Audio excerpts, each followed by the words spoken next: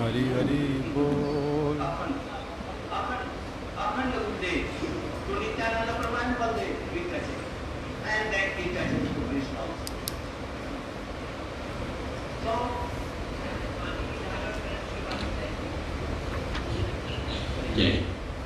इसलिए भी should be very. हम लोग इसके लिए बहुत ही सावधान रहे, किसी तरह से वैष्णव अपराध न हो जाए, नहीं तो गुरु को भी पहुंचेगा और फिर दूसरे भगवान को पहुंच करके हमारी एकदम उखाड़ करके फेंक देगा। इसलिए स्वप्न में हंसी ठट्ठा में भी विद्रुप में भी नहीं करना चाहिए। ताते माली यत्न करी करे आवरण अपराध अस्तित्व से ना हो। ये साधारण लोगों के लिए कहा गया ये अपराध में न हो। उन लोगों के लिए तो अपराधी नहीं है, रागा युगा के लिए तो बहुत किंतु यदि लता समय उठे उपशाखा मुक्ति मुक्ति अच्छा जत असम कथा रूप Goswami is telling here, Chaitanya Mahaprabhu telling to Rupa Goswami. परम पूज्य मात्र विक्रम महाराज told us very good thing. महाजनो gen गतस्य Pantha and secondly he told जद आचरति श्रेष्ठ तरो जनात्सा जद प्रणाम कुरुते लोकः। We should try to follow it very carefully. Punctually. जद आचरति श्रेष्ठ। We are seeing here the two kinds of श्रेष्ठ here.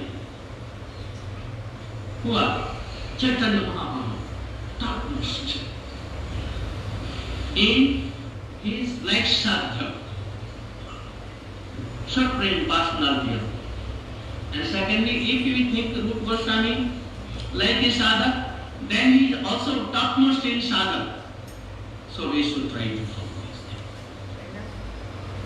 Also Mahajano Jena Gata Sapantha, Chaitanya Mahaprabhu is topmost for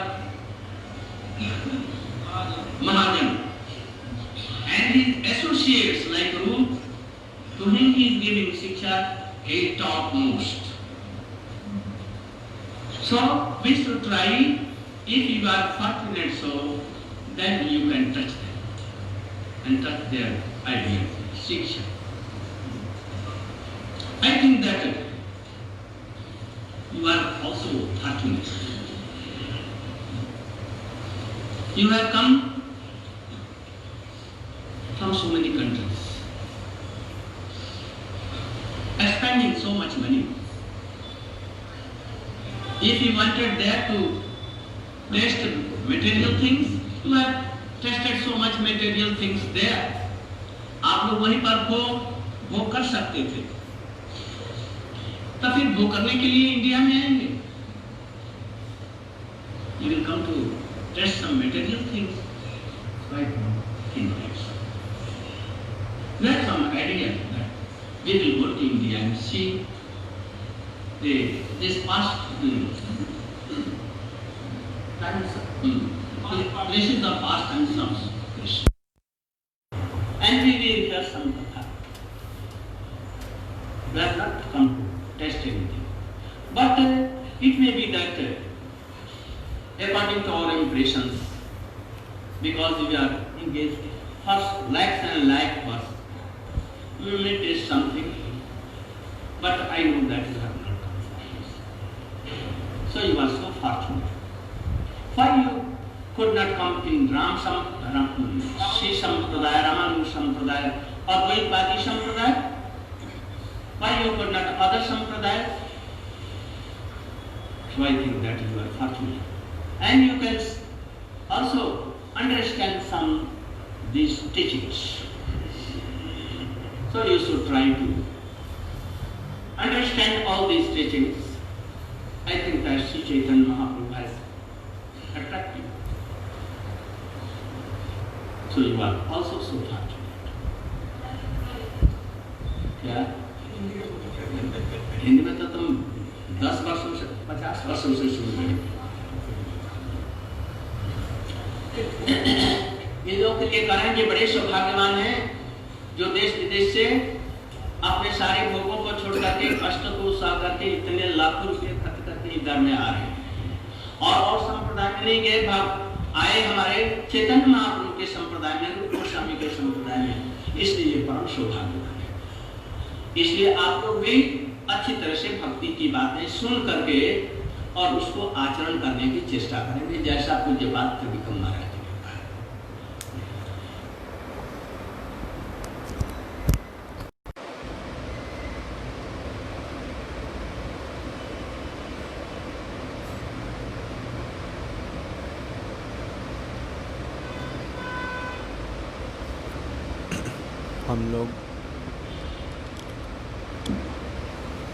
हम लोग इस कथा को कुछ दिन पूर्व तक श्रवण कर रहे थे। नवमी के दिन तक श्रवण किया था, दशमी को वृंदावन चला जाना पड़ा।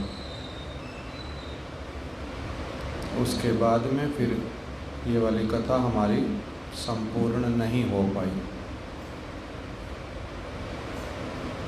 पहले इच्छा थी कि श्रील रूप गोस्वामी पाद जी की जो तिरोभाव तिथि आएगी, उसी के उपलक्ष्य में हम लोग इसको पूरा श्रवण कर लेंगे पहले, और तत्पश्चात द्वादशी के दिन में वृंदावन जाएंगे।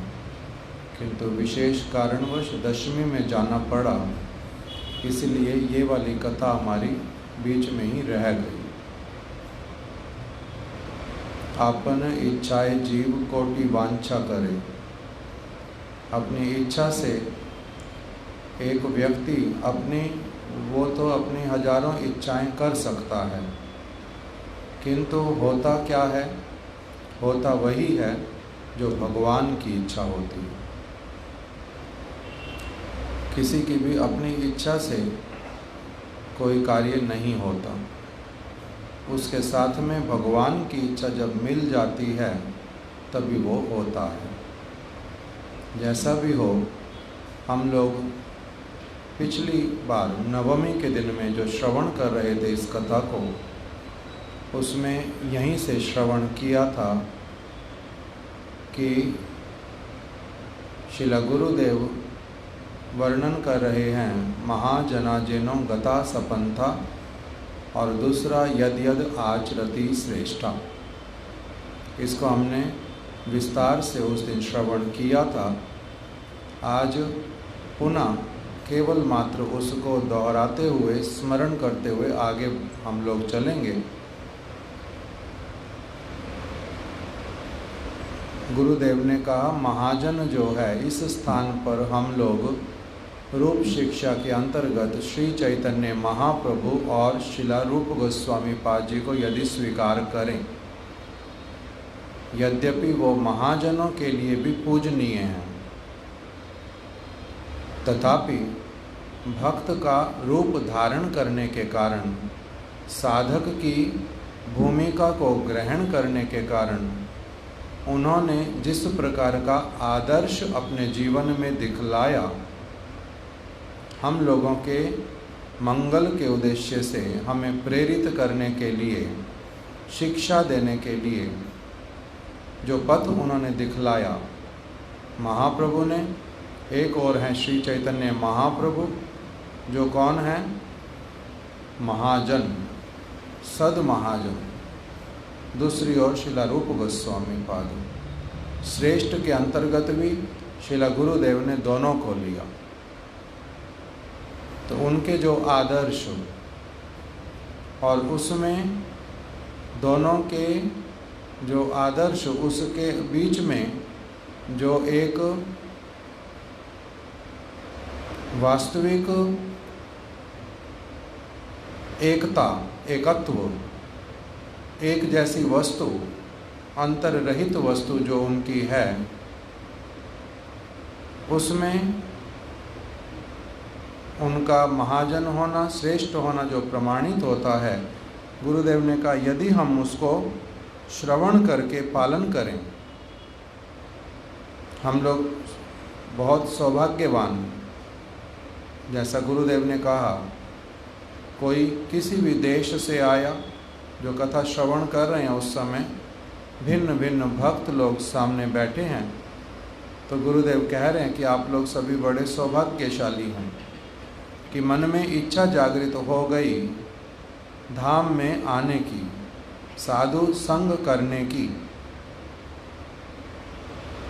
और कुछ जागतिक कष्ट इत्यादि उठा कर के भी आप लोग क्या कर रहे हैं, भजन को समझने का, जानने का प्रयास कर रहे हैं।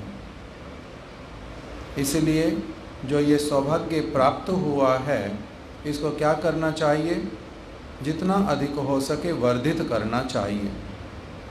महाप्रभु की धारा में आ गए, महाप्रभु ने कृपा करके अपने चरणों में आकर्षित किया, जिस किसी प्रकार से अपने निज जनों को प्रेरणा दे करके आपके निकट में भेज दिया, आपके पास में संवाद उनका मिल गया, आप उनके पास खींचे चले आए, इसलिए आप सौभाग्यवान हैं।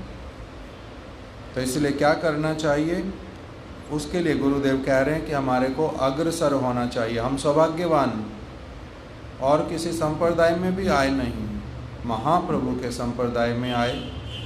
उसमें भी जो विचारधारा अति शुद्ध रूप में शिला भक्ति विनोद ठाकुर, शिला प्रभुपाद इत्यादि ने जो प्रवाहित की है, उसके संपर्क में आ गए हैं, तो बड़े सौभाग्यवान।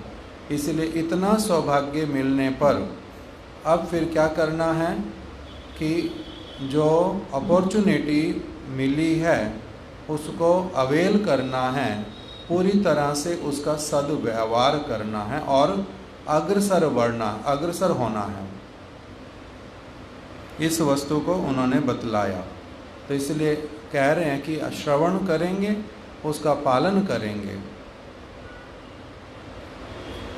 जैसा कि पहले बतला रहे थे।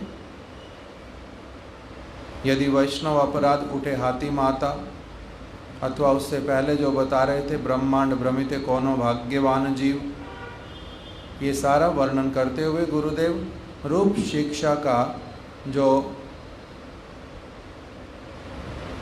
एक उसके अंतर्गत जो शिक्षा प्रदान की गई है महाप्रभु द्वारा, उसको स्पर्श करते हुए आगे बढ़ रहे हैं। हम लोग अभी आगे श्रवण करेंगे।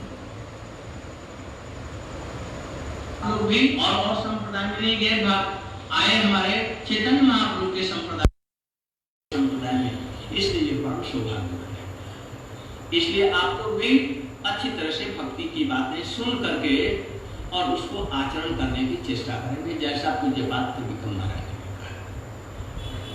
किंतु यदि लता समय उठे उपशाखा, the उपशाखा of two kinds. One separate from original root, lata kripa, and some in lata. उपशाखाएं दो प्रकार की होती है, जैसे कि धान के खेत में श्यामा गाछ, अलग, like in paddy field, some grasses who covers the original creeper, bad field, and they take whole water and grows up, and the mold root dries. Shyama घास की भांति एक दो भक्ति लता से अलग, जैसे कुटी नाटी, भक्ति मुक्ति वांछा যত असंख्यता देखा, निषिद्धाचार कुटी नाटी जीव हिंसन लाख पूजा प्रतिष्ठा आदि जो उपासना, एक प्रकार की ये उपशाखा बन है। मुक्ति worldly desire of tasting all these things, especially गुरुदेव ने सर्वप्रथम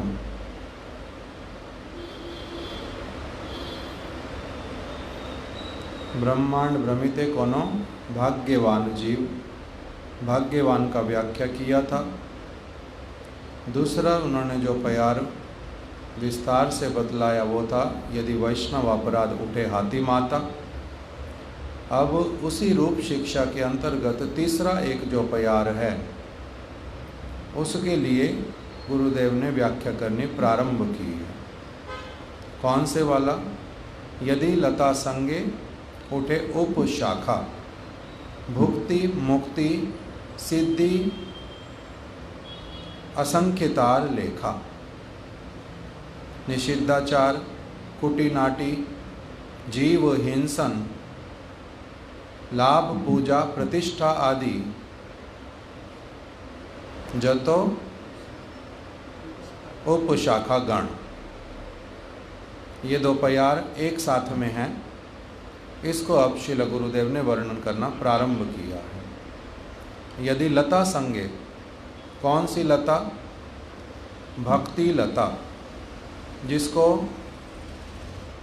गुरु और कृष्ण की कृपा से एक साधक प्राप्त करता है भाग्यवान होने पर, और फिर श्रवण कीर्तन इत्यादि जल के द्वारा उसका सेचन करके पहले माली बन करके उसको बीज को बोता है, श्रवण कीर्तन आदि जल दे करके उसका सिंचन करता है।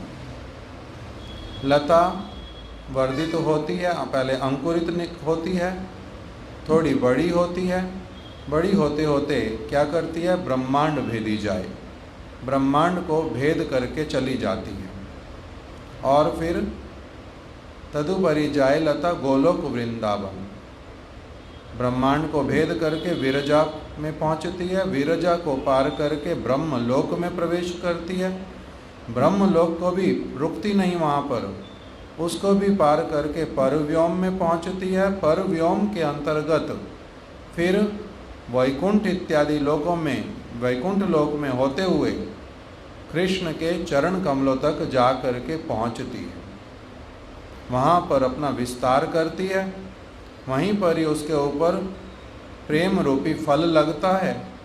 माली इस जगत में बैठे बैठे उसका आस्वादन करता है और फलों की बहुत अधिकता होने पर उसका वितरण करता है। ये एक क्रम बतलाया। फिर उसके बीच में बतला रहे हैं कि ये जो सारा प्रोसेस चल रहा है इसके बीच में सावधानी जिस चीज़ की बरतनी है उसके लिए पहले बोल दिया, यदि वैष्णव अपराध उठे हाथी माता, उपाड़े व छिंदे तार शुकी जाए पाता। यदि एक व्यक्ति वैष्णव अपराध इत्यादि करता है तो उसके फल स्वरूप क्या होता है? लता कभी तो यदि बहुत जान सुन करके प्लानिंग करके किसी वैष्णव के प्रति हिंसा इत्यादि करता है तब तो उसकी लता जड़ से उखड़ जाती है, और यदि अनजाने में होता है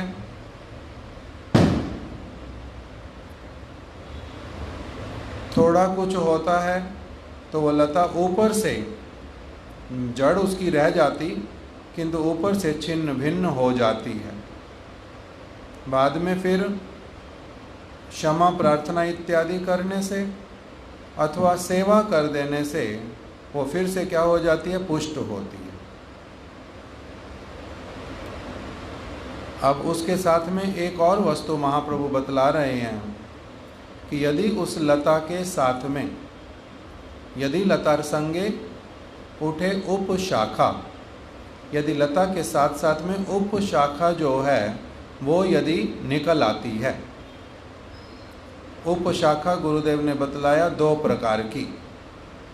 एक उपशाखा जो कि एक तो है लता, बीज में से अंकुरित हुआ और लता निकली, भक्ति लता,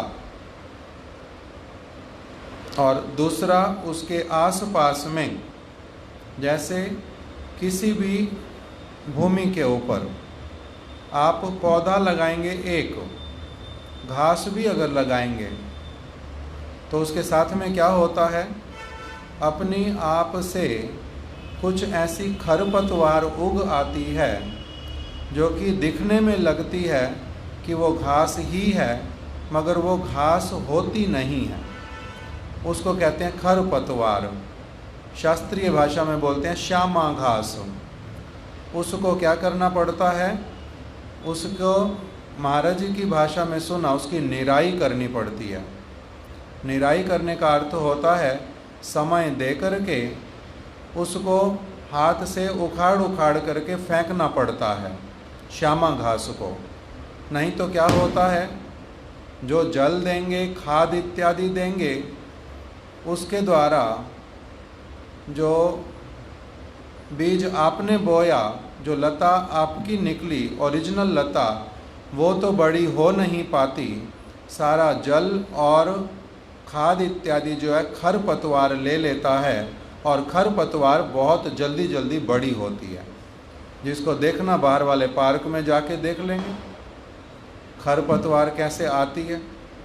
चंडीगढ़ मठ में इसी प्रकार से एक समय जो जिस स्थान पर महाराज जी का कमरा, उसके पास में ही बाहर छोटा सा एक गार्डन, वहीं पर घास लगवाई थी। पहले गंदा पड़ा रहता था, अलग अलग चीज़ें पड़ी रहती थी। बाद में किसी भक्त ने प्रयास किया अपना उसका सौंदर्यकरण करने का, घास लगवाई। 4 दिन 5 दिन के बाद में माली आता था और जो श्यामा घास जैसी उग आती थी उसको उखाड़ उखाड़ करके फेंकता था। हमारे को पता अधिक चलता नहीं था। महाराज जी ने भी अपनी कथा सुनाई कि एक बार मायापुर में ज़मीन हमारी बहुत सारी खाली पड़ी है। गुरु महाराज जी की इच्छा, ठाकुर जी की सेवा के लिए, वैष्णवों की सेवा के लिए वहाँ पर कुछ खेती इत्यादि कर दी जाए, किसी को दे करके। खाली क्यों पड़ी रही ज़मीन? तो उसमें फिर क्या खेती करनी चाहिए? महाराज जी कहते हैं हमारे को तो पता नहीं था, कुछ भी कभी तो किया नहीं।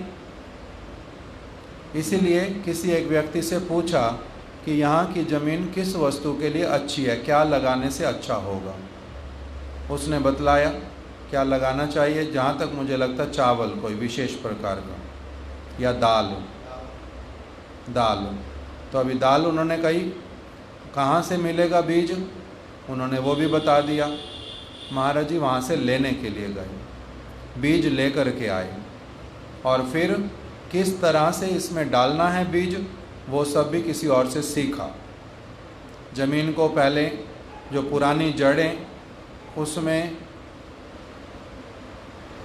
जुताई करके पहले उसकी पुरानी जड़ें, जो सब सूखा पड़ा वो सब निकाल करके फेंक दो। मिट्टी में पानी इत्यादि दे करके उसको गीला करो, नरम कर दो। फिर मैं आकर के देखूंगा किस दिन बीज डालने हैं। फिर उसके बाद में बीज डलवा दिए। अब फिर फसल निकलनी शुरू भी हो गई। महाराज जी कहते देख के बड़ा आनंद होता है। क्यों? क्योंकि बहुत अच्छी तरह से निकल कर के आई। अब एक दिन वही व्यक्ति जिसने डायरेक्शन दिया था पहले सारा, वो आ गया, और आकर के उसने क्या कहा, वो कहता है अरे भाई ये तुमने क्या दाल जो लगवाई है ना, ये सारी खराब हो जाएगी बिल्कुल, इसकी निराई करवाओ साथ साथ में। निराई का मतलब उसके साथ साथ जो श्यामा घास उग आई है उसको सबको उखाड़ करके फेंको। तो अभी महाराज जी कहते हैं उनके कहने पर मैंने मान तो लिया और एक व्यक्ति को बुला लिया जो निराई करेगा। हमारे को तो पता ही नहीं चलता कि दाल वाले बीज में से जो चीज़ निकली है और जो खरपतवार है उसमें अंतर क्या है, पता ही नहीं चलता, दोनों एक जैसी दिखाई देती हैं। अब उस व्यक्ति ने आकर के क्या किया, जो श्यामा घास खरपतवार उसको उखाड़ उखाड़ करके जब फेंका तो महाराज जी कहते देख करके बड़ा दुख हुआ कि कितना हरा भरा हमारा खेत लग रहा था और इसने इतना सारा उखाड़ उखाड़ के फेंक दिया, और जो दिखाई देता है थोड़ा थोड़ा वो तो बहुत कम है। हमारी दाल तो बहुत कम हो गई, पहले बहुत ज़्यादा दिखाई दे रही थी, पौधे कितने अच्छे थे, मगर अब हमारे को पता नहीं है, उसको सारा कुछ पता है, उसकी बात मान ली, फिर भी मन माना नहीं। अंत में मैंने क्या कहा, एक हिस्सा कोना उसका खेत का मैंने छुड़वा दिया कि नहीं नहीं, इसमें निराई करने की ज़रूरत नहीं, जो है वैसे ही रहने दो। इसको देख करके मेरे को बड़ा आनंद होता है, देखता हूँ क्या होता है। निराई नहीं करवाई, उसको ऐसे कैसे रहने दिया। बाद में महाराज जी कहते हैं क्या हुआ, समय के फेर से 1 महीना, 1.5 महीना, 2 महीने जब हो गए, तब देखा जिस जगह पर तो माली निराई कर गया था, जहाँ पर उसने खरपतवार को उखाड़ उखाड़ करके फेंक दिया था, वहाँ पर तो अच्छे से दाल का जो क्या बोलते हैं, बीन्स जैसा, वो उसकी फलियाँ लग गई अच्छी। और जो मैंने छुड़वाया था, जो देखने में पहले बहुत सुंदर लग रहा था खरपतवार के साथ में, वहाँ पर एक भी पौधे के ऊपर फलियाँ नहीं आई। वो सारे पौधे छोटे छोटे रह गए और अपनी आप ही खराब हो गए दाल वाले। और जो खरपतवार थी वो बहुत बड़ी बड़ी दिखाई देती है, किंतु उसको देखने में ही सुंदरता है, उसमें से कोई भी दाल का जो फली है वो नहीं लगा। तब समझ आया कि ये निराई किसको कहते हैं, निराई का क्या महात्म्य होता है।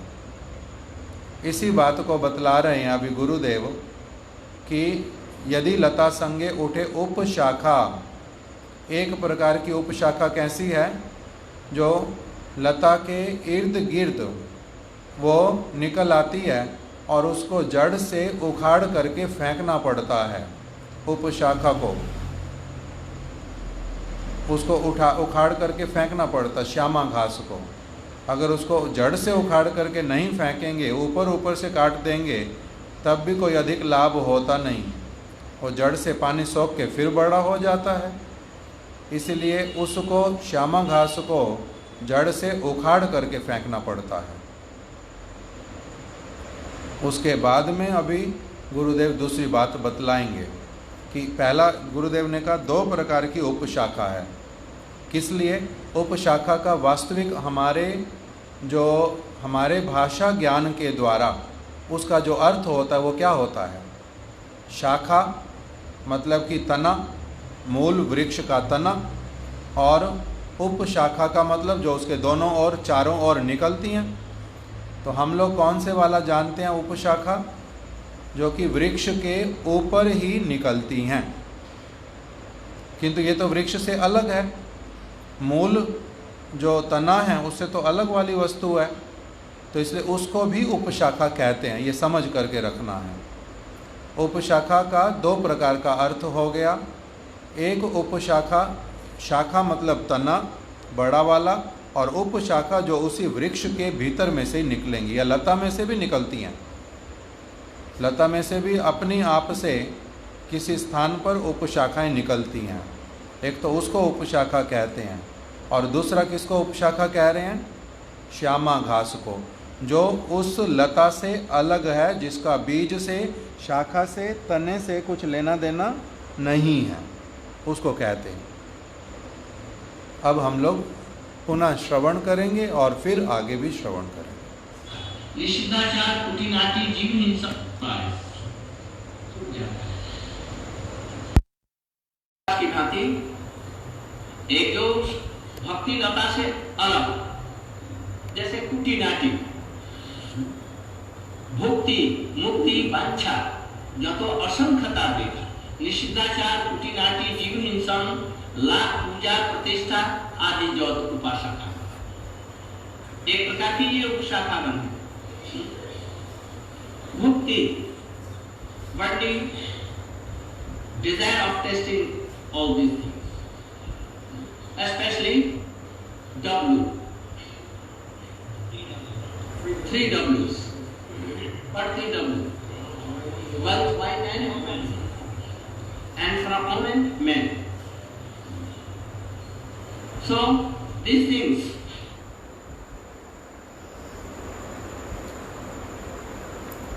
क्या क्या कहा? Wealth, wine and women.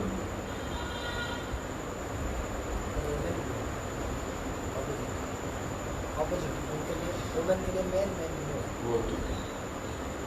अभी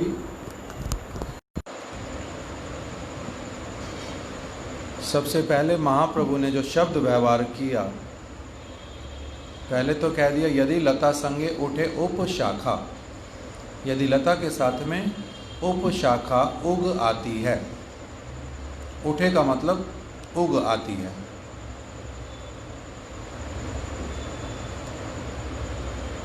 यदि लता संगे उठे उपशाखा भुक्ति मुक्ति वांछा आदि असंख्यतार लेखा। ये क्या होता है? उपशाखा, उसको नाम दिया फिर महाप्रभु ने भुक्ति। भुक्ति शब्द का अर्थ क्या होता है? भोग। और उसको गुरुदेव ने क्या नाम दिया? वर्ल्डली एंजॉयमेंट, भोग, भुक्ति। फिर उसके अंतर्गत बोल रहे हैं वर्ल्डली डिजायर, 3W। 3W का अर्थ क्या किया कि W से प्रारंभ होने वाले 3 शब्द वो भुक्ति के अंतर्गत आते हैं। कौन कौन से? गुरुदेव ने नाम दिया उनको वेल्थ, वाइन एंड वुमेन। इस जगत की संपत्ति, धन, ऐश्वर्य जो एक व्यक्ति अपने भोग के लिए एकत्रित करता है, जिसका भगवान की सेवा के साथ में कुछ लेना देना नहीं होता, अथवा भगवान की सेवा के नाम पर एकत्रित किया जाता किंतु उनकी सेवा नहीं की जाती, अपने लिए उसका व्यवहार किया जाता है। ये सब किसके अंतर्गत काउंट कर रहे हैं? भुक्ति। ये उपशाखा है। दिखलाई देगा कि ये भक्ति ही तो है, और भक्त भी जो होगा, सो कॉल्ड भक्त, वो उस वस्तु को जस्टिफाई भी कर देगा। मैंने क्यों पैसा लिया, क्यों मैंने इकट्ठा किया, मैंने इस सेवा में क्यों लगाया, उस सेवा में क्यों लगाया, जस्टिफिकेशन सारे देश दिए जा सकते हैं। कारण इवन एविल्स कैन कोट शास्त्र। जो असुर लोग, दुष्ट लोग, वो भी शास्त्र की बात को क्या करते हैं? कोट करके अपनी दुष्प्रवृत्ति को प्रमाणित करते हैं कि हम जो कर रहे हैं उसमें कोई भूल नहीं है। इसलिए भुक्ति, भोग, श्रील त्रिविक्रम गोस्वामी महाराज जी कहते थे बद्ध जीव में भोग की जो कामना, भोग की जो अभिलाषा, वो कूट कूट करके भरी हुई है। कूट कूट के भरना समझते हैं? जैसे कोई एक बर्तन है, उसमें आपने क्या किया? हलवा भर दिया। पहले देखते थे हम लोग मथुरा में, पूर्वाश्रम में भी देखा कभी कभी, लोहे का जो टीन आता है घी वाला, तेल वाला, 15 लीटर का, उसमें किसी के पास हलवा भेजना है, पूरा हलवा भर देंगे उसमें। फिर क्या करते हैं? उसको हाथ से दबाते हैं, और दबा देगा, फिर और डालेगा, फिर और दबा देगा, फिर और डालेगा, जितना हो सकता उसमें दब जाए। तो इसी प्रकार से इसका नाम होता है कूट कूट के भरना, मतलब कि दबा दबा करके, जोर दे दे करके, अपनी एनर्जी उसके ऊपर लगा लगा करके उसको पूरी तरह से जितना अधिक से अधिक उसमें भर सकता है उसको भर देना। तो बद्ध जीव के भीतर में जो भोग की कामना, वो कैसी वाली है? कूट कूट करके, कूट कूट करके, कूट कूट करके भरी पड़ी है। लगता है कि मैंने अभी इस अपनी भोग की कामना को साधु संग से, कथा सुनते हुए, समझते हुए विचार को मैंने तो निकाल करके फेंक दिया है। और जो साधारण व्यक्ति होता है उसको भी बड़ी सहज रूप में वही बात अनुभव होती है। किसी को केवल थोड़ा कम खाते हुए देखता है, ये बड़ा साधु, इसका खाने के प्रति लोभ नहीं है। किसी को वस्त्र के प्रति कुछ ज़्यादा ध्यान नहीं रखता, उसी के नाम के साथ लगा देता है, बड़ा साधु, इसको कपड़ों से कोई लेना देना नहीं ज़्यादा। किसी को धन इत्यादि की सेवा में नहीं लगते हुए देख करके, और जैसे ही उसको वो कोई आती है वैसे वाले, ना प्रभु जी से जो जिसमें पैसे वाली बात, मैं वो सेवा नहीं कर सकता। ये वाला जो वस्तु, इसको देख करके भी लोग फिर क्या बोलते हैं कि ये कैसे वाले हैं, ये बड़ा साधु भाई, पैसे को हाथ तक लगाते नहीं, देखते तक भी नहीं पैसे को। हम लोग बहुत जल्दी जल्दी क्या करते हैं, उसमें स्टैंप लगा देते हैं, साधु है साधु है। इसमें मतलब, साधु का मतलब इसमें भोग की कामना नहीं है। किंतु बहुत जब इसका विचार किया जाता है, सूक्ष्म रूप में जब देखा जाता है, तब उसमें क्या निकल करके आता है कि बहुत प्रकार की वस्तुएं, वो भी प्रच्छन्न भोगवाद। प्रच्छन्न भोगवाद का मतलब छिपा हुआ भोगवाद, छिपा हुआ। मैं भगवान की सेवा के लिए अच्छे वस्त्र पहनने पड़े, भगवान की सेवा के लिए मैं अच्छे वस्त्र नहीं पहनने का नियम लिया है। भगवान की सेवा छोड़ सकता हूँ, अपना नियम थोड़ा ना छोड़ूंगा। इस प्रकार का जो भावना, इसका नाम होता है प्रच्छन्न भोगवाद। तो भोग की कामना, प्रभुपाद जी ने इसलिए कहा कि क्या मुमुक्षु विषयर मुमुक्षु भोगेर बुभुक्षु दुहे त्यजो मन दुहे अवैष्णव। साक्षात रूप में भोग की कामना अथवा भोग को छोड़ करके अपने लाभ, पूजा, प्रतिष्ठा इत्यादि की जो कामना, दोनों ही प्रकार की वस्तुएं क्या हैं, भोग हैं। मैं खाना कम खाता हूँ, क्यों? लोग प्रशंसा करेंगे। इस प्रकार का वैराग्य भी निंदनीय है। इसलिए कखो न भोगेरा कखो न त्यागेरा छलनाए मन नाचे। कभी भोग की कामना से, कभी त्याग की कामना से मन जो है इधर से उधर करता है, किंतु भक्ति नहीं है दोनों का नाम ही, वो अलग वस्तु है। तो दोनों ही भोग हैं। लाभ, पूजा, प्रतिष्ठा की कामना से किया गया वैराग्य भी क्या है, भोग है। और भोग की कामना से किया गया भोग भी भोग ही है। तो इसलिए कह रहे हैं भोग की कामना इतनी अधिक है।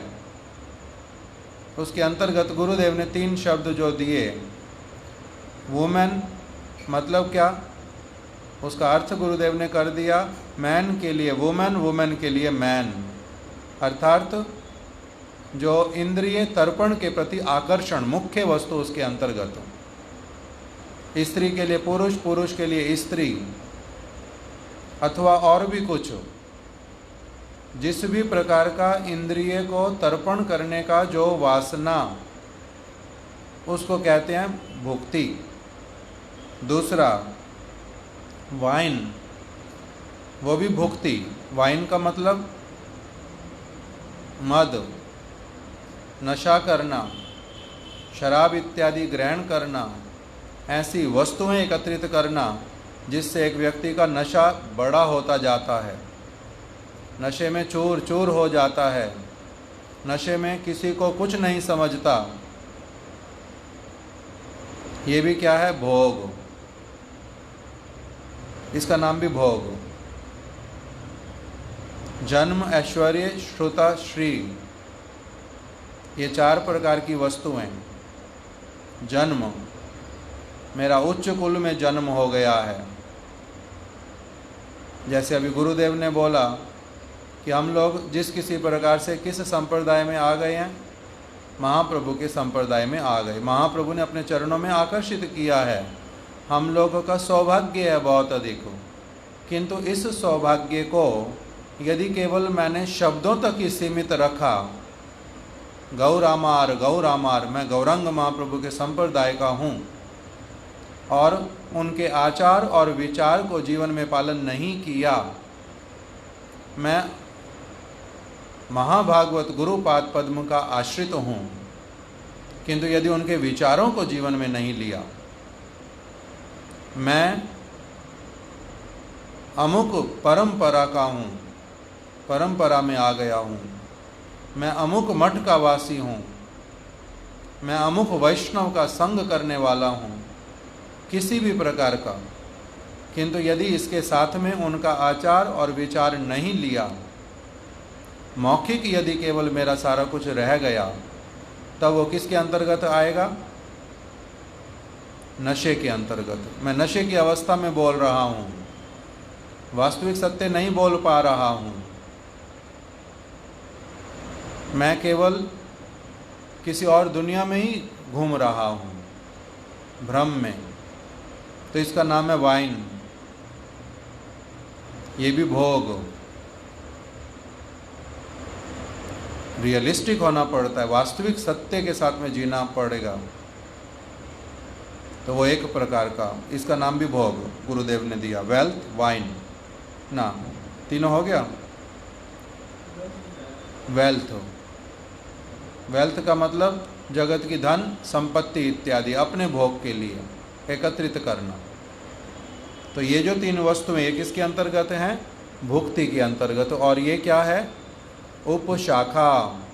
इसको जब तक एक व्यक्ति जड़ से उखाड़ करके नहीं फेंकेगा, तब तक उसकी भक्ति लता जो है वो वर्धित नहीं हो सकती, पुष्ट नहीं होती। जो भी आप भक्तिमय क्रिया करते भी हैं, ये पिशाची इत्यादि बन करके सारा फल जो है यही लेकर के चली जाती है, बड़ी होती है, और आपका जो मूल लता वो बढ़ नहीं पाता। जैसे महाराज जी कथा सुनाते थे चोल राज की कन्या की, प्रेतनी उसके ऊपर आ गई। अब वो क्या करती है? बहुत खाती है, कभी नग्न अवस्था में खड़ी हो जाती है, कभी कुछ करती है तो कभी कुछ। जो सारा कुछ करती है वो क्या है? वो कर रही है, चोल राज की कन्या कर रही है। चोल राज मतलब चोल एक स्थान का नाम था, वहाँ का राजा चोल राज, उनकी कन्या। वो प्रेतनी के कहने पर सब कुछ करती है। कहने पर मतलब कहना भी नहीं पड़ता, वो तो उसको वश में कर लिया, सारा कुछ प्रेतनी अपने आप करवाती है उससे, सब कुछ करवाती है। दिखाई देता है लोगों को ये खा रही है, किंतु खाती ये नहीं है, पूरा प्रेतनी ले जाती है। ये उल्टा दिन प्रतिदिन पतली होती जा रही है, बीमार जैसी दिखाई देती है। खाती बहुत है, लगता नहीं। फिर वस्त्र उतार करके जब इधर से उधर घूमती है तो सारे लोग बोलते हैं इसका दिमाग खराब हो गया। उसका दिमाग खराब हुआ नहीं, उसके दिमाग को पूरी तरह से चारों ओर से किसने ढक लिया? प्रेतनी ने। उसके दिमाग को काम ही नहीं करने देती, काम ही नहीं करने देती। और ये प्रेत भूत इत्यादि असर कहाँ पर कर पाते हैं? कहाँ असर कर पाता है? जहाँ पर अपवित्रता होती है, जहाँ एक व्यक्ति कमज़ोर होता है बहुत अधिक, उसके ऊपर असर कर पाती है। इसी प्रकार से भुक्ति की कामना किसके ऊपर असर कर पाती है? ये प्रेतनी के समान है। भुक्ति मुक्ति स्प्रिया यावत पिशाची हृदय वर्तते। ये भुक्ति की कामना पिशाची की समान है।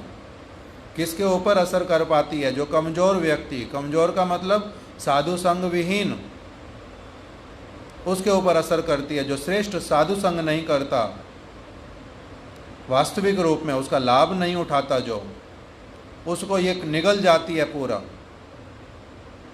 उसको व्यक्ति को पता भी नहीं चलता। और वो क्या समझता है? मैं जो कुछ कर रहा हूँ सारा कुछ ठीक ही कर रहा हूँ। तो इसलिए भुक्ति ये पिशाची के समान आक्रमण करती है कमज़ोर व्यक्ति के ऊपर। जो कमज़ोर होगा उसके ऊपर आक्रमण करेगी। दिखलाई देता है ये निर्लज की भांति घूम रही है, इसको शर्म आती नहीं, किंतु वो क्या करे, उसके ऊपर क्या आ गया, प्रेतनी आ गई, उसने उसको निर्लज बना दिया। इसी प्रकार से भोग की कामना जिसके हृदय में प्रवेश कर जाती है कमजोरी देख करके, वो उसको निर्लज बना देती है, निर्लज हो जाता है व्यक्ति। उस अवस्था में जैसे चोल राज की कन्या माता के सामने, पिता के सामने, बड़े भाई के सामने, जो उनके यहाँ पर मंत्री इत्यादि हैं उनके सामने नग्न अवस्था में आके खड़ी हो जाती है, उसको कुछ अनुभव भी होता नहीं। इसी प्रकार से गुरु वैष्णवों के सामने उदंड हो करके, उनका अवहेलना करके, उनकी बात के ऊपर ध्यान नहीं दे करके, कभी कभी उनका अपमान भी करके, तब भी व्यक्ति को कुछ भी दुख का भी अनुभव तक नहीं होता। क्यों? क्योंकि भोग की जो ये पिशाची उसके ऊपर इतना असर कर देती है कि उसको निर्लज बना डालती है, निर्लज कर देती है उसको। उद्धार कैसे होता है ऐसे व्यक्ति का? जब उसका कोई बहुत बड़ा शुभ चिंतक, क्योंकि वो तो बुद्धि नहीं उसकी तो उस समय, इसलिए वो चोल राज को चिंता हुई, उसका पिता, जिनका इस प्रकार का संबंध होता है, मेरे भीतर में भोग की कामना, मैं पूरी तरह से ग्रस्त हो गया उसके द्वारा, मेरा मंगल कब होगा? यदि मेरा कोई शुभ चिंतक होगा। जैसे यामुनाचार्य जी का, उनके दादाजी श्रीनाथ मुनि, उन्होंने देखा मेरा पोता, मैंने बचपन से इसको इतने अच्छे संस्कार दिए, सब कुछ कराता था, इसको विद्वान बनाया, शास्त्र पढ़ाया, उसी विद्वत्ता के चलते इसने क्या कर दिया, किसी एक व्यक्ति को बहुत बुरी तरह से हरा दिया और राजा का आधा राज्य मिल गया इसको। और अब उसी राज्य में विद्या मैंने करवाई थी, शास्त्र पढ़ करके भगवान का भजन करेगा। इसने विद्या के द्वारा राज्य जब इसको प्राप्त हो गया, उसमें इतना निमग्न हो गया है कि भगवान का भजन करना छोड़ दिया, उस तरफ आगे होता नहीं, भोगों में लिप्त हो गया। मेरे तो मृत्यु का समय आ गया है, मैं इसकी रक्षा अब कर नहीं पाऊंगा, शरीर मेरा काम नहीं करता। इसलिए उन्होंने क्या किया, अपने एक शिष्य को आदेश दिया, मेरा ये पोता यामुनाचार्य, इसका क्या करना, तुम इसका मंगल करना, इसको भगवान की सेवा की तरफ लेकर के आना, इसकी वास्तविक संपत्ति रंगनाथ जी हैं, इसको दिखलाना। कैसे दिखाऊंगा? वो कहते हैं वो तुम अपनी आप चिंता करो। तो इस प्रकार से शुभ चिंतक कोई होने से, वही उन्होंने नाथ मुनि ने आदेश किया, उनके शिष्य ने प्रयास करते करते जिस किसी प्रकार से उनके पास पहुँचे, उनको अपना साधु संग दिया, उनकी मति को फिर से लेकर के आ गए वास्तविक संपत्ति रंगनाथ की ओर, उनकी सेवा में निमग्न कर दिया। तो इसी प्रकार से जो एक व्यक्ति भोग ग्रस्त होता है, यदि उसका कोई वास्तविक शुभ चिंतक होता है, तब वो उसको क्या करता है, वो उसको उसमें से निकाल करके फिर से भगवान की सेवा की ओर लगाता है।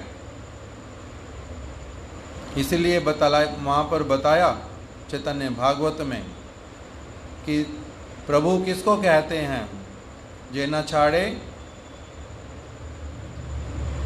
जो से ही प्रभु धन्य, जे चूल्हे धरी आने।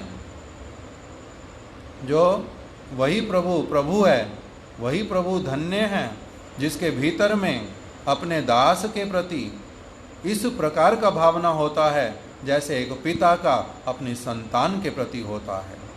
वो उसको केशों से भी पकड़ करके, उसके मंगल के लिए केश से पकड़ करके भी निकाल करके ले आता है।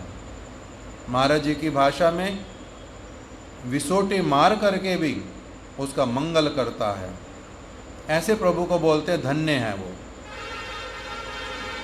ऐसे प्रभु धन्य। तो इसलिए भुक्ति की जो कामना कमजोर व्यक्ति पर आक्रमण करती है। वेल्थ, वुमेन, वाइन, नशा किसको होता है? जो श्रेष्ठ संग नहीं करता। विद्यावता किसके लिए हानिकारक हो जाती है? जो श्रेष्ठ संग नहीं करता। भोग की कामना किसके हृदय को आक्रांत करती है? जो श्रेष्ठ संग नहीं करता। इसलिए ये सारा कुछ भोग के अंतर्गत, और यह है उपशाखा। हम लोगों को पता चलता नहीं, हम लोग जो कुछ भी करते हैं बस भगवान का नाम साथ में जोड़ दिया, हमने सीख लिया थोड़े दिनों में, और उसी का नाम क्या हो जाता है? भक्ति। किंतु भक्ति नहीं है, वो भुक्ति है। वो भोग मेरा चल रहा है, वो मूल शाखा नहीं है, वो बड़ी नहीं होएगी, आगे जाएगी नहीं, कभी जीवन में फल लगेगा नहीं, वो सड़ जाएगी। जो थोड़ा बहुत मेरा हुआ भी है ये मुझे पता नहीं चलता। भोग की कामना केवल बड़ी होती जाएगी और मैं उसको भक्ति के नाम पर स्वीकार करता जाऊंगा। ये श्यामा घास, इसको जड़ से उखाड़ करके फेंकना बहुत ज़रूरी होता है। हम अपने आप से फेंक नहीं सकते, कमज़ोर व्यक्ति हैं हम। भोग की कामना कूट कूट के भरी हुई है। इसलिए गुरुदेव कहते थे श्रेष्ठ के साथ में जब रहेंगे तब अपनी आप से एक एक करके ये वस्तु हृदय से पलायन करती है, नहीं तो जाती नहीं, नहीं तो जाती नहीं। विमल वैष्णवे रति उपजीवे वासना होई वे क्षीण। विमल वैष्णव के प्रति जितना अधिक मेरा संबंध होता जाएगा, उन्हीं के प्रभाव से, उन्हीं के आचरण से, उनके संग के प्रभाव, कृपा इत्यादि से मेरा ये वाला वृत्ति जो है वो जाता जाएगा। इसका नाम भुक्ति। यह है उपशाखा। ये जो भक्ति लता उससे अलग किंतु दिखाई देती है बिल्कुल भक्ति लता जैसी, और उगती भी है बिल्कुल उसके साथ साथ में। इसको पहचानना, इसको उखाड़ करके फेंकना सबके बस की बात होती नहीं। जैसे महाराज जी ने बोला अपने विषय में, खेत में मुझे पता ही चला नहीं कि दोनों में अंतर क्या है। दिखाई देता है बिल्कुल सेम, तो श्यामा घास मूल जो वस्तु है वो, उसमें अंतर कर पाना बड़ा कठिन। बहुत जो एक्सपर्ट व्यक्ति वो देख लेता है किसकी निराई करनी है। तो इसलिए ऐसे अवस्था में आवश्यकता किसकी पड़ती है? एक्सपर्ट निराई करने वाले की। वो देख करके बताएगा तुम्हारे खेत में ये जो तुमने किया, अगर तुम वास्तविक रूप में मूल बीज को, शाखा को बढ़ाना चाहते हो, इसको उखाड़ करके फेंको। वो सिखाएगा जैसे महाराज जी ने सीखा प्रैक्टिकली, उसी तरह से सीखना पड़ता है। नहीं सीखेंगे तो क्या होता है, जैसे बाद में महाराज जी ने जो एक कोना छुड़वा दिया था वो पूरा नष्ट ही हो गया। ज़मीन का कोई फ़ायदा हुआ नहीं, बीज लाने का भी फ़ायदा हुआ नहीं, और श्यामा घास उग गई, आँखों के लिए थोड़ा सुंदरता थी बस, और कुछ भी लाभ हुआ नहीं, वास्तविक लाभ हुआ नहीं। कुछ लाभ तो हुआ, वो पौधा भी जैसा भी क्यों नहीं होगा थोड़ा बहुत ऑक्सीजन देता ही होगा, दिखने में भी सुंदर था। थोड़े दिनों के लिए खेत को भी घेर करके रखा, लगा कोई चिंता नहीं, खेती हो ही रही है, किसी भी चीज़ की क्यों ना हो। तो ये सारा कुछ अच्छी तरह से विचार करके महाराज जी के छोटे छोटे उदाहरण, किंतु बहुत शिक्षा मूलक, बहुत शिक्षा मूलक। इसलिए उसमें से सीख करके देखना पड़ेगा कि कैसे बोल रहे हैं। एक्सपर्ट व्यक्ति के डायरेक्शन में करना पड़ता है, अपनी आप से पता चलता नहीं है। दुख भी होता है पहले। महाराज जी कह रहे मेरे को दुख हुआ जब उन्होंने निराई करके वो पौधे निकाल के फेंक दिए। दुख भी हुआ, क्यों? क्योंकि मैं जिसको भक्ति समझ रहा हूँ वो जब दूसरा व्यक्ति उसको उखाड़ उखाड़ करके फेंक देगा, कहेगा है पागल ये भक्ति नहीं है, पागल ये भक्ति नहीं है, तो उस समय कैसा दुख लगता है। मैं जो भी करता हूँ ये बस क्या बोलते हैं, ये भक्ति नहीं है, ये भक्ति नहीं है, ये भक्ति नहीं है। दुख भी लगेगा, किंतु बाद में उसका परिणाम कैसा है? सुखद। इसका नाम श्रेया आचरण, इसका नाम श्रेया आचरण। पहले भले ही दुख दिखाई दे, किंतु फल में कैसा होगा? सुखदायी। उस प्रकार का उसके अंतर्गत शिक्षा है। अब फिर से एक बार सुन लो इसी वस्तु को, बाकी आगे कल श्रवण करेंगे ना। कितनी देर का और रह गया?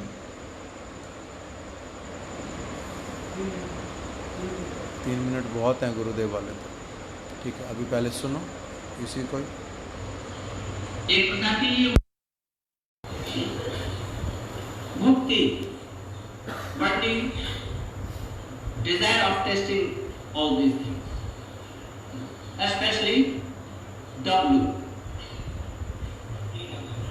3 W's. What 3 W?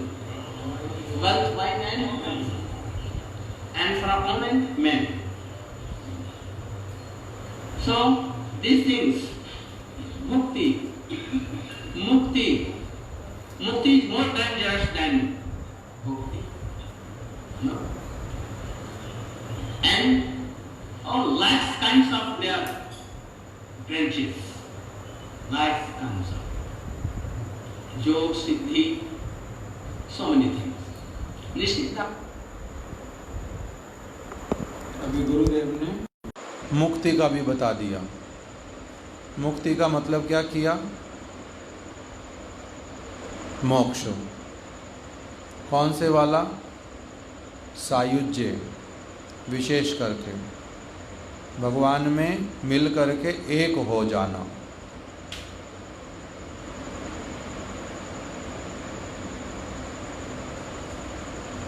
उसको गुरुदेव ने क्या कहा? More dangerous.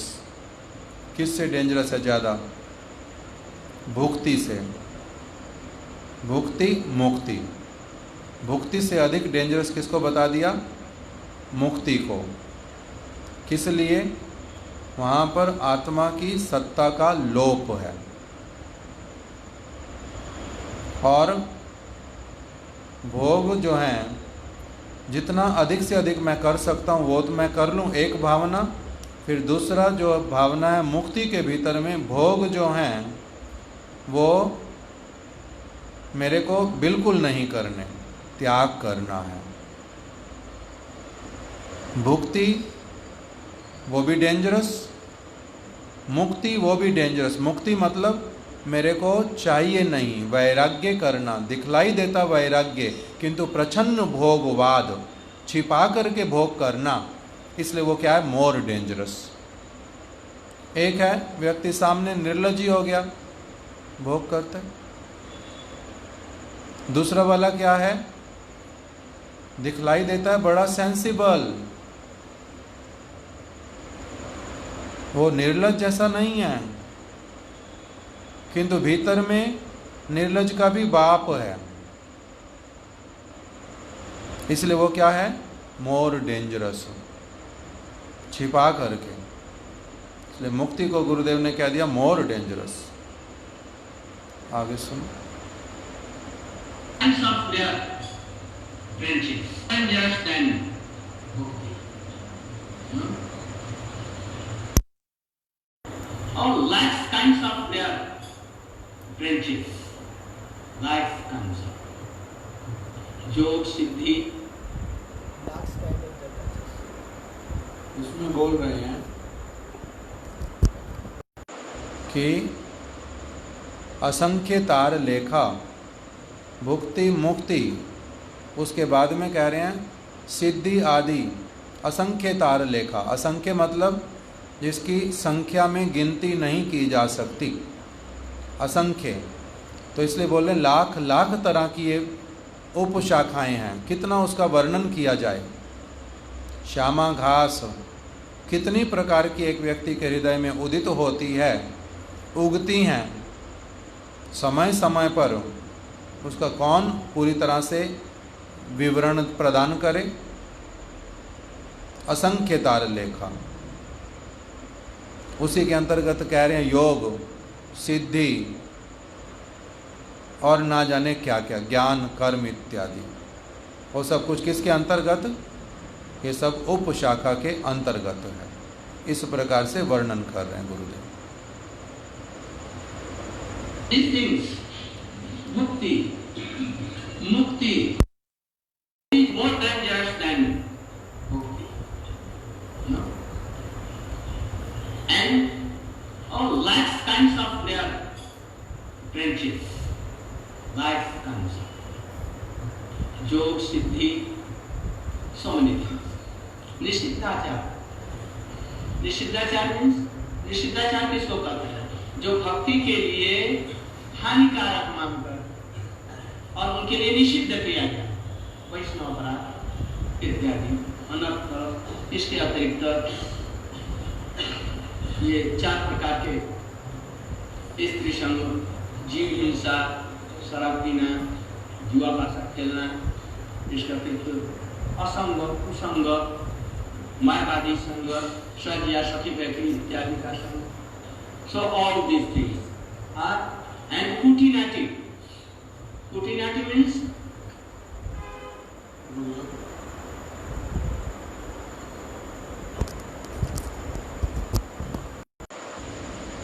अभी पहले वाली प्यार को संपूर्ण कर दिया। यदि लता संगे उठे उपशाखा, भुक्ति मुक्ति सिद्धि वांछा आदि असंख्य तार लेखा।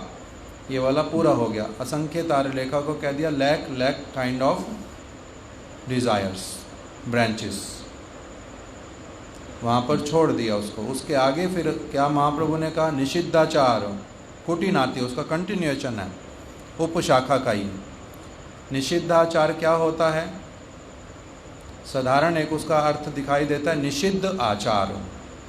निषिद्ध आचार मतलब ऐसे वाला आचरण जो शास्त्र में निषेध किया गया है, इसलिए उसको कह दिया निषिद्ध आचार, जो भक्ति के लिए हानिकारक है, इस लता के लिए हानिकारक है, वो निषिद्ध आचार है। श्रील प्रभुपाद जी ने इसका एक विशेष अर्थ भी किया है।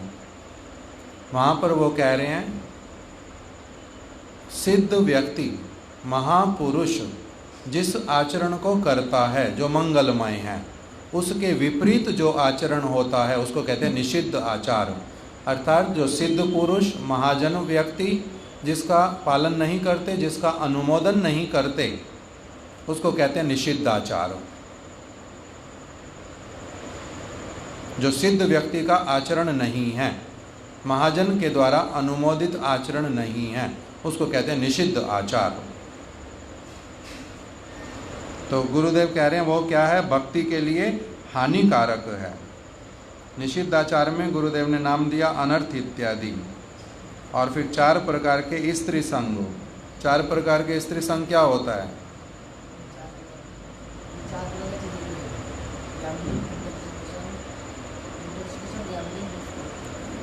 4 प्रकार के क्या बोला गुरुदेव ने फिर? स्त्री संग आदि। उसमें मैं फिर ध्यान से श्रवण करूंगा, किंतु अभी रमणी मोहन प्रभु हमारे बता रहे हैं कि जो 4 बेसिक नियम हमारे लिए बताए कि हमें क्या करना है। नशीली पदार्थों का सेवन नहीं करना, मांस और मछली इत्यादि ये ग्रहण नहीं करना, प्याज लहसुन इत्यादि ग्रहण नहीं करना, और अवैध स्त्री संग इत्यादि नहीं करना। चौथा, जुआ पासा इत्यादि नहीं खेलना। ये सब हमारे लिए क्या है? निषिद्ध आचार। प्रारंभ बहुत छोटे से दिखाई देता है, किंतु इसका उद्देश्य बहुत बड़ा है। जैसे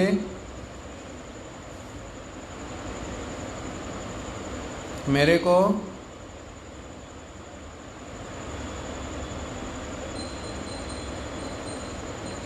जीव हिंसा नहीं करनी। क्यों नहीं करनी जीव हिंसा? क्योंकि उससे दूसरे को दुख पहुंचता है, वो कष्ट पाता है, मेरे को उसका फल भोगना पड़ेगा। ये हिंसा है, किसी को कष्ट पहुंचाना। मैं अपने सुख के लिए, भोग के लिए किसी भी प्राणी की हत्या क्यों करूं? हत्या करने का निमित्त क्यों बनूं? इसलिए जीव हिंसा करना नहीं, अर्थात मांस इत्यादि नहीं ग्रहण करना। प्रारंभ यहाँ से है कि अभी क्या करना है आपको? मांस मछली इत्यादि नहीं लेना। किंतु इसका अभी ये केवल प्रारंभ है, बिगनिंग। पहुंचना कहाँ तक है? मेरे को किसी भी प्राणी के प्रति हिंसा नहीं करनी। उस प्राणियों के अंतर्गत फिर मनुष्यों से तो बिल्कुल नहीं करनी। फिर मनुष्यों में भी जो मेरे अभिभावक हैं, वेल विशर हैं, मेरा पालन पोषण करने वाले हैं, मेरी सहायता करने वाले हैं, उनके प्रति बिल्कुल और भी नहीं करनी। फिर उसमें से गुरुजनों के प्रति तो कदापि नहीं करनी। फिर उससे आगे जो मेरे पारमार्थिक गुरु हैं उनके प्रति नहीं करनी। फिर उससे आगे भगवान के प्रति नहीं करनी। किसी को भी मैंने क्या करना, अभी तो मैं केवल सीख रहा हूँ कि छोटे प्राणियों को नहीं करनी। मैं बड़े बड़े प्राणियों का कर ही जा रहा हूँ। भगवान को दुख पहुँचाता हूँ उनकी बात नहीं मान के, भजन नहीं करके। गुरु को दुख पहुँचाता हूँ, वैष्णवों को दुख पहुँचाता हूँ, मनुष्यों को दुख पहुँचाता हूँ। किंतु तब भी कह रहे हैं बिगनिंग तो करो कम से कम। अच्छा यहीं से प्रारंभ कर दो कि तुम क्या करना। अभी छोटे छोटे जो ये जीव हैं इनको मारना नहीं, इनको कष्ट पहुंचता है, पाप तुम्हें नहीं लगे। जब यही करने के लिए मना तो बड़े वाले के लिए क्या है? बिल्कुल ही निषेध होगा वो तो। किंतु मेरा अभ्यास नहीं है, इसलिए अभ्यास यहाँ से प्रारंभ तो करो। जैसे एक व्यक्ति 100 सिगरेट पीता है एक दिन में। डॉक्टर के पास गया, मेरे को स्वास्थ्य बड़ा खराब लगता है, खांसी सब समय रहती है, क्या करूं? सिगरेट छोड़ दो, सिगरेट बहुत ख़राब चीज़ है, सिगरेट छोड़ दो। सिगरेट नहीं छोड़ सकता, मरने दो, मरता हूं तो सिगरेट नहीं छोड़ सकता। अरे भाई ऐसा नहीं कहो, सिगरेट अच्छा कम कर दो। ओ कम कर दूं? अच्छा ठीक है, एक कम कर दूंगा पूरे दिन में। तो कहते कम से कम तो 5 छोड़ दो। तो 5 जो छुड़वाते हैं पहले, उसका उद्देश्य ये नहीं है कि केवल 5 छोड़ करके वो अपना आराम से रहता रहे। वो केवल प्रारंभ है। धीरे धीरे करके क्या करना है, एक एक करके सारी सिगरेट पीना छोड़ना है। इसी प्रकार से ये जीव हिंसा, मांस मछली इत्यादि नहीं खाना, नशा नहीं करना। नशे से होता क्या है? थोड़ा सा नशा करो तो 2 घंटे बाद उतर जाएगा। चाय पीने में क्या परेशानी है? पता भी चलता नहीं कि नशा हुआ है, तब भी हमारे को निषेध करते हैं। क्यों निषेध करते हैं? चाय पीना मना है, नशा ऐसा वाला पता ही चलता नहीं, किसी और को पता ही चलेगा नहीं। मैं भले 20 कप भी एक दिन में पी लूँ छिपा करके, किसी को नहीं पता चलना मैंने नशा किया, चाय पिया है मैंने, पता भी चलेगा नहीं। मेरे को खुद को भी नहीं पता चलता और टेस्टी भी लगता है, तब भी उसको छोड़ना क्यों है फिर? क्योंकि उसमें नशा है, भले मुझे ना भी पता चल रहा हो। उसमें नशा है, मुझे नहीं पता चल रहा, मेरे में सेंसिटिविटी नहीं है वो वाली। प्रारंभ यहाँ से कर दिया, किंतु कहाँ तक का नशा छोड़ना है फिर? मेरे नशे हैं जन्म ऐश्वर्य श्रुता श्री वाले, विद्वान हूँ बहुत अधिक, बहुत अच्छे कुल का हूँ, बहुत पवित्र भूमि पर मेरा जन्म हुआ है, मेरे पास बहुत अधिक संपत्ति है, मैं बहुत बलवान, बहुत सुंदर हूँ, मैं इतने अच्छे अच्छे तर्क देता हूँ, सारे पराजित हो जाते हैं, मैं ऐसे लोगों को पागल बना पाता हूँ, किसी को समझ नहीं आता कि मैं पागल बनाता हूँ। ये सारे क्या हैं? नशे। ये लत लग जाती है, नशा लग जाता है, वही अच्छा लगता है, समझने पर भी कि खराब चीज़ है, मैं छोड़ नहीं पाता हूँ, पागल जैसा हो जाता हूँ नहीं मिलने पर। उस अवस्था में नाली में गिरा पड़ा हूँ, टट्टी लग रही है शरीर के ऊपर, वो भी मुझे घृणा वाला नहीं लगता, कुछ भी नहीं होता। क्यों? क्योंकि नशा है। तो इसलिए कह रहे हैं इतना बड़ा नशा तो अभी सब में है, वो जाता नहीं है। प्रारंभ तो कम से कम करो, थोड़ा सा ही प्रयास करो शुरू। नशा छोड़ दो, नशे वाली वस्तुएं छोड़ो, चाय पीना छोड़ दो, शराब पीना छोड़ दो, तंबाकू खाना छोड़ दो, ये सब बोलते हैं। तो बिगनिंग कहीं और से है, किंतु लक्ष्य कुछ और है। जुआ खेलना, ताश पासा इत्यादि। मेरे पास बहुत पैसा है, थोड़ा बहुत अगर हार भी गया मैं तो क्या होगा? जुआ सट्टा खेलूँगा, शेयर बाज़ार में लगाऊंगा, कुछ अगर चला गया तो चला गया, हो सकता है ज़्यादा भी आ जाए। ये जो सारी वस्तु इसको छोड़ने के लिए कहते हैं। क्यों? जुआ किस वस्तु का प्रारंभ यहाँ से, किंतु वास्तविक रूप में जुआ मैं किस चीज़ का खेलता हूँ सब समय? अपने पारमार्थिक जीवन का जुआ खेलता जा रहा हूँ। उसके लिए ठीक से विचार करता नहीं हूँ, बुद्धिमानी वाला काम नहीं करता, शॉर्टकट मारना चाहता हूँ, बहुत कुछ ऐसे ही मिल जाए मेरे को बिना कुछ किए, ये जुआ इत्यादि। किंतु शास्त्र क्या कह रहे हैं? साधन बिना साध्य वस्तु कबू केहो नहीं पाए, छाड़ी आ वैष्णव सेवा निस्तार उपाय छे केबा। साधु संग सर्व शास्त्रे कहे। जो सारी चीज़ें मेरे को करने के लिए कह रहे हैं वो मैं करूँगा नहीं, मैं शॉर्टकट चाहता हूँ बस, उससे होता नहीं। इसलिए क्या कह रहे हैं? ये सब कुछ हमें क्या करना पड़ेगा? समझना पड़ेगा ठीक से। बिगनिंग तो हो कहीं ना कहीं से। इसलिए कह रहे हैं जुआ पासा सट्टा ये खेलना नहीं। इसमें एक व्यक्ति चंचल हो उठता है, बुद्धि उसका अलग प्रकार का हो जाता है, वास्तविक वस्तु में जी नहीं पाता, जो वास्तविक पद्धति है उसका पालन नहीं करता, किसी और अवैध तरीके से अपने भोग को पुष्ट करना चाहता है। तो छोड़ना वहाँ से प्रारंभ करना है। जाना कहाँ तक है? अपने जीवन के साथ नशा करना, ये जुआ खेलना छोड़ना है। अपने जीवन को ही दाव पे लगाया हुआ है। जैसे युधिष्ठिर महाराज इत्यादि ने जुआ खेलते खेलते क्या किया था? अपने आप को ही दाव पे लगा दिया। हम दाव में लग जाते हैं, अगर हम हार गए हम तुम्हारे दास बन जाएंगे दुर्योधन, जो तुम कहोगे हम वही करेंगे। शकुनी कहता है खेल पासा दुर्योधन, इससे बड़ा दाव और क्या मिलेगा? फिर दाव पे क्या लगा दिया? अपनी पत्नी को, उसको भी दाव पे लगा दिया। इसी प्रकार से ये जो सारा है, कह रहे हैं इसको क्या करना है? एक व्यक्ति अपने जीवन को, सब वस्तु को दाव पे लगा देता है। किसके लिए? यश प्राप्ति के लिए, भोग को वर्धित करने के उद्देश्य से, दूसरे को नीचा दिखाने के लिए अनेक अनेक कारण बनते सबके।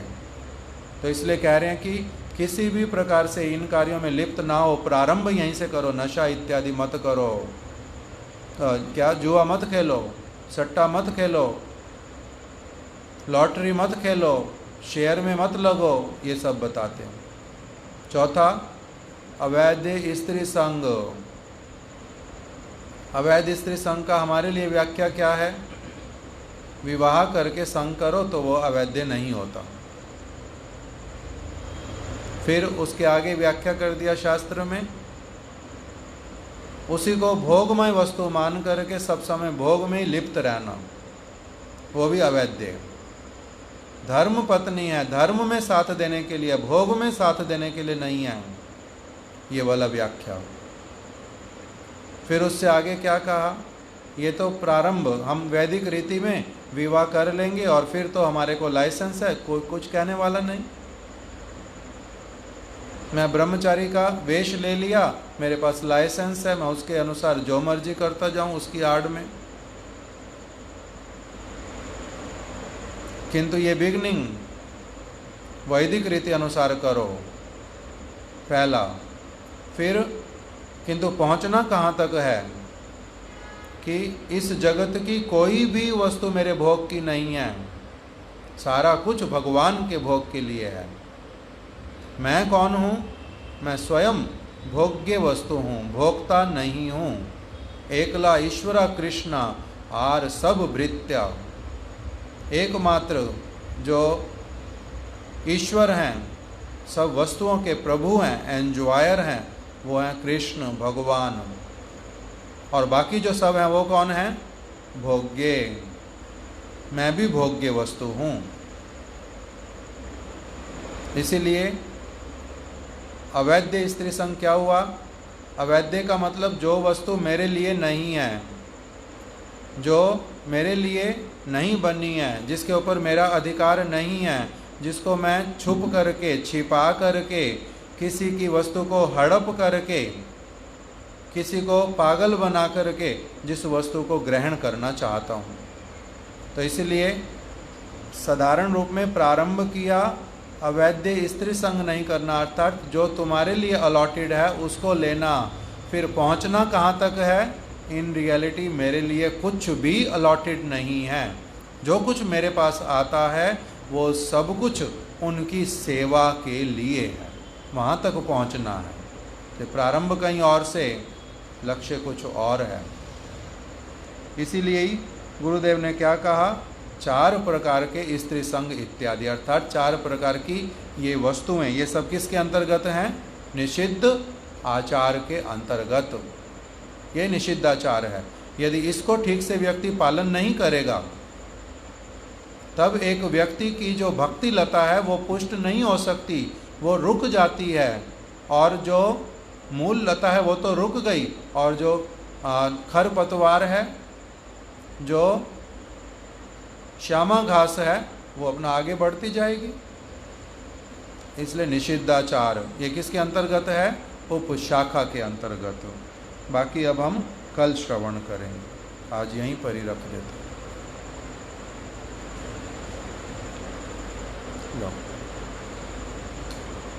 अनादि प्रभु महामंत्र करो तो दोनों। सुशील कुमार आप करो तो महामंत्र।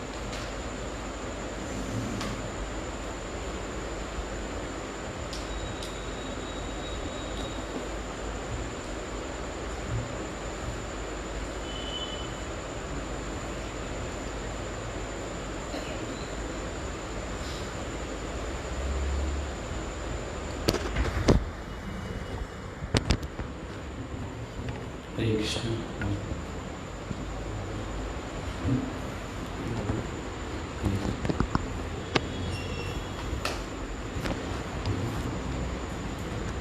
हरे कृष्णा हरे